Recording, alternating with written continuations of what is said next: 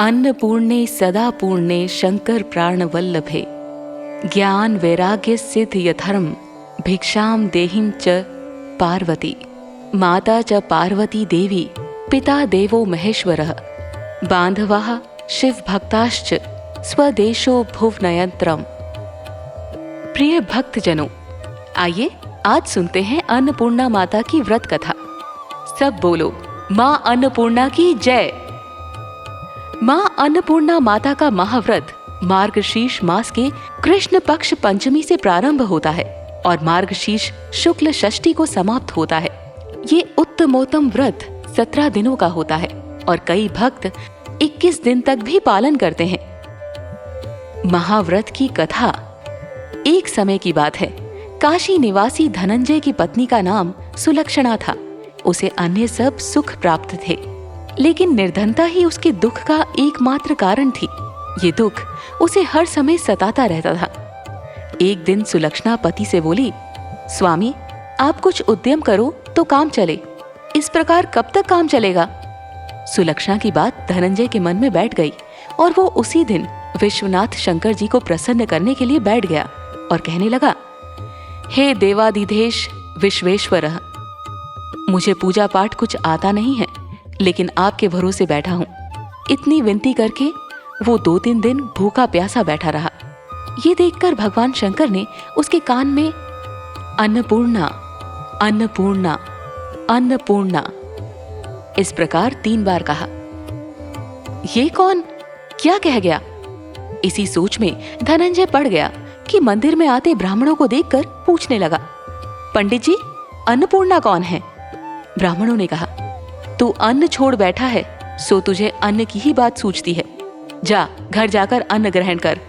धनंजय घर गया, स्त्री से सारी बात कही। वो बोली, नाथ चिंता मत करो, स्वयं शंकर जी ने ये मंत्र दिया है, वे स्वयं ही खुलासा करेंगे। आप फिर जाकर उनकी आराधना करो। धनंजय फिर जैसा का तैसा पूजा में बैठ गया। रात्रि में शंकर जी ने आज्ञा दी और कहा, तू पूर्व दिशा में चला जा। वो अन्नपूर्णा का नाम जपता जाता और रास्ते में फल खाता, झरनों का पानी पीता जाता। इस प्रकार कितने ही दिनों तक चलता गया। वहां उसे चांदी सी चमकती वन की शोभा देखने में आई, सुंदर सरोवर देखने में, या उसके किनारे कितनी ही अप्सराएं झुंड बनाए बैठी थी। एक कथा सुनाती और सब मिलकर मां अन्नपूर्णा इस प्रकार बार बार कहती थी। ये मार्गशीर्ष मास की उजेली रात थी और आज से ही व्रत का आरंभ था। जिस शब्द की खोज करने वो निकला था वो उसे वहां सुनने को मिला। धनंजय ने उसके पास जाकर पूछा, हे देवियों आप ये क्या करती हो? उन सब ने कहा, हम सब मां अन्नपूर्णा का व्रत करती हैं। धनंजय ने पूछा, व्रत? पूजा करने से क्या होता है? ये किसी ने किया भी है? इसे कब किया जाए? कैसा व्रत है और कैसी विधि है? मुझसे भी विस्तार से बतलाओ। वे कहने लगी, इस व्रत को सब कोई कर सकते हैं। 21 दिन तक के लिए 21 गांठ का सूत लेना चाहिए। 21 दिन यदि ना बने तो 1 दिन उपवास करें। ये भी ना बने तो केवल कथा सुनकर प्रसाद लें। निराहार रहकर कथा कहें। कथा सुनने वाला कोई ना मिले तो पीपल के पत्तों को रख, सुपारी या घृत कुमारी, वृक्ष को सामने कर, दीपक को साक्षी कर, सूर्य, गाय, तुलसी या महादेव को बिना कथा सुनाए मुख में दाना न डालें। यदि भूल से कुछ पड़ जाए तो 1 दिवस फिर उपवास करें। व्रत के दिन क्रोध ना करें और झूठ ना बोलें। धनंजय बोला, इस व्रत के करने से क्या होगा? वे कहने लगी, इसके करने से अंधों को नेत्र मिले, लूलों को हाथ मिले, निर्धन के घर धन आए, बांझी को संतान मिले, मूर्ख को विद्या आए। जो जिस कामना से व्रत करे माँ उसकी इच्छा पूरी करती है। वो कहने लगा, बहनों मेरे पास भी धन नहीं है, विद्या नहीं है, कुछ भी तो नहीं है। मैं तो दुखिया ब्राह्मण हूँ, मुझे इस व्रत का सूत दोगी? हाँ भाई, तेरा कल्याण हो, हम तुम्हें अवश्य देंगी। ले इस व्रत का मंगल सूत ले। धनंजय ने व्रत किया। व्रत पूरा हुआ तभी सरोवर में से 21 खंड की सुवर्ण सीढ़ी हीरा मोती जड़ी हुई प्रकट हुई। धनंजय जब अन्नपूर्णा अन्नपूर्णा कहता जाता था, इस प्रकार कितनी ही सीढ़ियां उतर गया तो देखता है कि करोड़ों सूर्य से प्रकाशमान अन्नपूर्णा का मंदिर है। उसके सामने सुवर्ण सिंहासन पर माता अन्नपूर्णा विराजमान है। सामने भिक्षा हेतु शंकर भगवान खड़े हैं। देवांगनाएं चंवर डुलाती है। कितनी ही हथियार बांधे पहरा देती है। धनंजय दौड़कर जगदम्बा के चरणों में गिर गया। देवी उसके मन का क्लेश जान गई।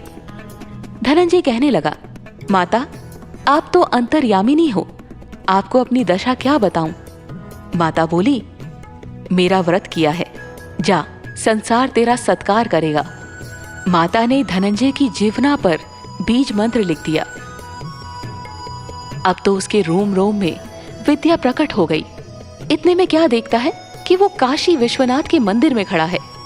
माँ का वरदान ले धनंजय घर आया। सुलक्षणा से सब बात कही। माताजी की कृपा से उसके घर में संपत्ति उमड़ने लगी। छोटा सा घर बहुत बड़ा गिना जाने लगा। जैसे शहद के छत्ते में मक्खियां जमा होती है, उसी प्रकार अनेक सगे संबंधी आकर उसकी बढ़ाई करने लगे। कहने लगे, इतना धन और इतना बड़ा घर, सुंदर संतान नहीं तो इस कमाई का कौन भोग करेगा? सुलक्षणा से संतान नहीं है, इसीलिए तुम दूसरा विवाह करो। अनिच्छा होते हुए भी धनंजय को दूसरा विवाह करना पड़ा और सती सुलक्षणा को सौत का दुख उठाना पड़ा। इस प्रकार दिन बीतते गए। फिर अगहन मास आया। नए बंधन से बंधे पति से सुलक्षणा ने कहलाया कि हम व्रत के प्रभाव से सुखी हुए हैं, इस कारण ये व्रत छोड़ना नहीं चाहिए। ये माता जी का प्रताप है जो हम इतने संपन्न और सुखी हैं। सुलक्षणा की बात सुन धनंजय उसके यहाँ आया और व्रत में बैठ गया। नई बहू को इस व्रत की खबर नहीं थी। वो धनंजय के आने की राह देख रही थी। दिन बीतते गए और व्रत पूर्ण होने में 3 दिवस बाकी थे कि नई बहू को खबर पड़ी। उसके मन में ईर्ष्या की ज्वाला दहकने लगी थी। सुलक्षणा के घर आ पहुंची और उसने वहां भगदड़ मचा दी। वो धनंजय को अपने साथ ले गई। नए घर में धनंजय को थोड़ी देर के लिए निद्रा ने आ दबाया। इसी समय नई बहू ने उसका व्रत का सूत तोड़कर आग में फेंक दिया। अब तो माताजी का कोप जाग गया। घर में अकस्मात आग लग गई। सब कुछ जलकर खाक हो गया। सुलक्षणा जान गई और पति को फिर अपने घर ले आई। नई बहू रूठकर पिता के घर जा बैठी। पति को परमेश्वर मानने वाली सुलक्षणा बोली, नाथ, घबराना नहीं, माताजी की कृपा अलौकिक है। पुत्र कुपुत्र हो जाता है पर माता कुमाता नहीं होती। अब आप श्रद्धा और भक्ति से आराधना शुरू करो, वे जरूर हमारा कल्याण करेंगी। धनंजय फिर माता के पीछे पड़ गया। फिर वहीं सरोवर सीढ़ी प्रकट हुई। उसमें माँ अन्नपूर्णा कहकर वो उतर गया। वहां जा माताजी के चरणों में रुदन करने लगा। माता प्रसन्न हो बोली, ये मेरी स्वर्ण की मूर्ति ले, उसकी पूजा करना, तू फिर सुखी हो जाएगा। जा, तुझे मेरा आशीर्वाद है। तेरी स्त्री सुलक्षणा ने श्रद्धा से मेरा व्रत किया है, उसे मैंने पुत्र दिया है। धनंजय ने आंखें खोली तो खुद को काशी विश्वनाथ के मंदिर में खड़ा पाया। वहां से फिर उसी प्रकार घर को आया। इधर सुलक्षणा के दिन चढ़े और महीने पूरे होते ही पुत्र का जन्म हुआ। गांव में आश्चर्य की लहर दौड़ गई। इस प्रकार उसी गांव के निसंतान सेठ के पुत्र होने पर उसने माता अन्नपूर्णा का मंदिर बनवा दिया। उसमें माताजी धूमधाम से पधारी, यज्ञ किया और धनंजय को मंदिर के आचार्य का पद दे दिया। जीविका के लिए मंदिर की दक्षिणा और रहने के लिए बड़ा सुंदर सा भवन दिया। धनंजय स्त्री पुत्र सहित वहां रहने लगा। माताजी के चढ़ावे में भरपूर आमदनी होने लगी। उधर नई बहू के पिता के घर डाका पड़ा, सब लुट गया। वे भीख मांगकर पेट भरने लगे। सुलक्षणा ने ये सुना तो उन्हें बुला भेजा, अलग घर में रख लिया और उनके अन्न वस्त्र का प्रबंध कर दिया। धनंजय, सुलक्षणा और उनका पुत्र माताजी की कृपा से आनंद से रहने लगे। माताजी ने जैसे इनके भंडार भरे वैसे सबके भंडार भरे।